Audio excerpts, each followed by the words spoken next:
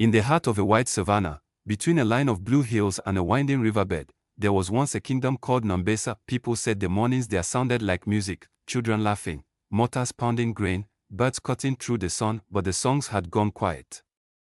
The drought had lasted 3 seasons. The river shrank, wells turned bitter, and the market that once overflowed with yams and millet now held only dust and a few baskets of shriveled grains. Mothers counted coins twice before buying a handful of grain. Fathers stared at empty fields like they had forgotten how to pray. Asha, the healer's daughter, worked in a one-room clinic made of mud brick and shade cloth. She ground herbs, boiled water when she could, and listened, really listened, to the people. Water, an elder whispered one afternoon, voice thin as wind. We do not only need medicine. We need water. Asha nodded, because she already knew, and because she was already planning. High on a ridge stood the palace, stone foundations, tall wooden doors, banners faded by sun. King Kofi was not a cruel man.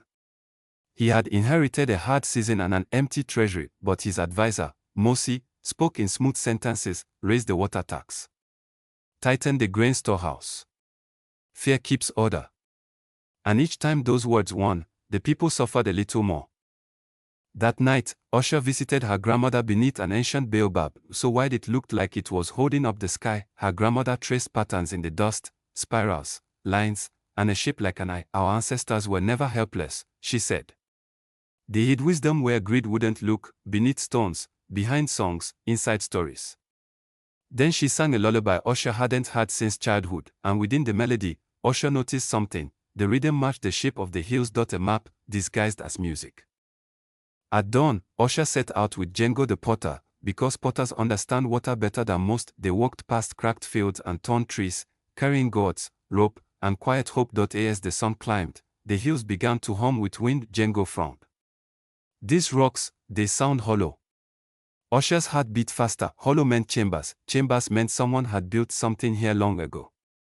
Behind a curtain of vines, they found an old stone doorway half buried by sand. Inside, cool air, carved marks on the walls, and a staircase spiraling down. At the bottom lay a sealed cistern. Jengo tapped the stone. If this was built right, it didn't just hold water. He smiled, eyes bright. It guided it. Asha placed a hand on the wall carvings, channels, gates, and a symbol of the river. It wasn't magic. It was engineering. They returned with proof, a clay tablet rubbing of the carvings and a simple plan. Asha didn't go to the palace first, she went to the people. In the village square, she spoke loudly enough for even the hopeless to hear. We cannot wait for rain to love us again. We will catch every drop, rooftops, trenches, terraces, and the old cistern that still remembers its purpose.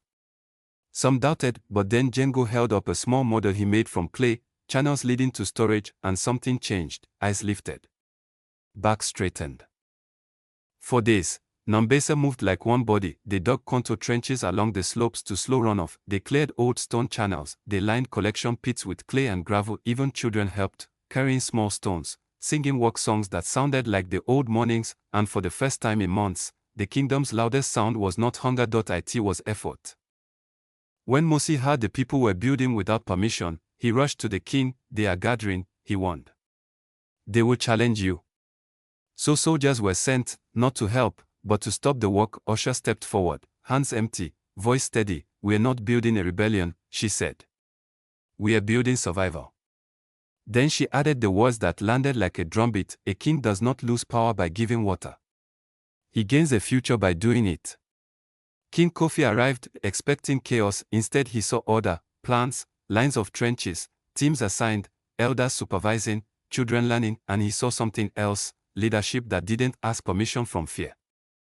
The king walked to the hillside trench and knelt.